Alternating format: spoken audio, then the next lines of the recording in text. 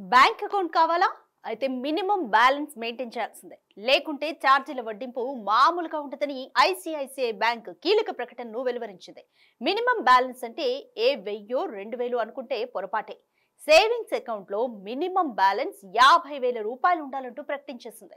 దీంతో ICICI bank లో savings account ఉన్నవారు ఒక్కసారిగా షాక్ తిన్నారు. ఇకపోతే ప్రాంతాలను బట్టి మినిమం బ్యాలెన్స్ విలువను మారుస్తూ వచ్చింది. ఐసిఐసిఐ బ్యాంక్ తాజాగా తీసుకున్న నిర్ణయంపై విమర్శలు వెల్లువెత్తుతున్నాయి. సోషల్ మీడియా వేదికగా జనాలు ఈ నిర్ణయాన్ని తీవ్రంగా ఖండిస్తున్నారు. ఈ విషయంలో రిజర్వ్ బ్యాంక్ ఆఫ్ ఇండియా తక్షణమే జోక్యం చేసుకోవాలని అభ్యర్థిస్తున్నారు.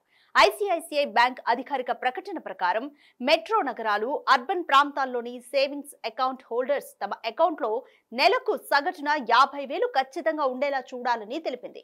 గతంలో ఇది కేవలం 10,000 రూపాయలు మాత్రమే ఉండేది. అలాగే సెమీ అర్బన్ ప్రాంతాల్లో నివాసం ఉండే ఐసిఐసిఐ బ్యాంక్ కస్టమర్లకు కనీస బ్యాంక్ బ్యాలెన్స్ ను 5,000 రూపాయల నుంచి 25,000 రూపాయలకు పెంచారు. గ్రామీణ ప్రాంతాల్లోని ఐసిఐసిఐ బ్యాంక్ కస్టమర్ల నెలవారీ మినిమం బ్యాంక్ బ్యాలెన్స్ 5,000 రూపాయల నుంచి 10,000 రూపాయలకు పెంచారు. ఆగస్టు 1 తర్వాత నుంచి చాలా బ్యాంకులు తమ ట్రాన్సాక్షన్లు, పేమెంట్ వ్యవహారాల్లో కొత్త మార్పులు తీసుకొచ్చిన తరుణంలో ఐసిఐసిఐ బ్యాంక్ కూడా ఈ కొత్త రూల్స్ ను ప్రకటించింది.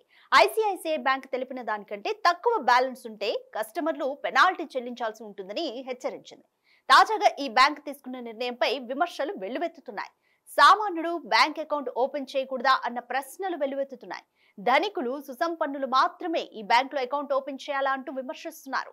ఈ కొత్త రూల్స్ సామాన్యుడికి భారంగా మారిందంటున్నారు. ఇప్పటికే సేవింగ్స్ అకౌంట్ ఉండి లోన్స్ తీసుకున్న వారు అది తీరిపోయే వరకు అందులో మినిమం బ్యాలెన్స్ 50,000 మెయింటైన్ చేయాల్సి వస్తుందని ఆందోళనకు గురవుతున్నారు. ఈ కొత్త విధానం సామాన్య, మధ్యతరగతి ప్రజలను అడ్డంగా దోచుకోవడమే అని మండిపడుతున్నారు. ఇలాంటి అనాలోచిత నిర్ణయాలతో పేద, వెనుకబడిన తరగతుల వారు బ్యాంకింగ్ సేవలకు దూరం అవుతారని కొందరు ఆందోళన వ్యక్తం చేస్తున్నారు. ఓవైపు ప్రభుత్వ రంగ బ్యాంకులు మినిమం బ్యాలెన్స్ ఉల్లంఘనలపై పెనాల్టీలు తొలగిస్తుంటే, ప్రైవేట్ బ్యాంకులు మాత్రం తమ ఇష్టారీతిన ఫైన్లు, ఛార్జీలు, మినిమం బ్యాలెన్స్లు అంటూ అడ్డంగా దోచుకుంటున్నారని ఆవేదన వ్యక్తం చేస్తున్నారు.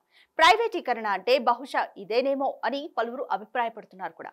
సేవింగ్సే 50,000 రూపాయలు లేని వారు 50,000 రూపాయలు మినిమం బ్యాలెన్స్ నుంచి అకౌంట్ ని ఎలా కొనసాగిస్తారని నిలదీస్తున్నారు. ఐసిఐసిఐ బ్యాంకులో పేదవాడు అకౌంట్ ఓపెన్ చేయకూడదా అని ప్రశ్నిస్తున్నారు. ఈ నిర్ణయంపై మరోసారి చర్చించి మినిమం బ్యాలెన్స్ ను తగ్గించేలా చర్యలు తీసుకోవాలని కోరుతున్నారు. లేకపోతే తీవ్ర నష్టాలు చవిచూడాల్సి వస్తుంది. వ్యతిరేక పరిస్థితులు ఎదుర్కోవాల్సి ఉంటుందంటూ హెచ్చరిస్తున్నారు బిజినెస్ నిపుణులు.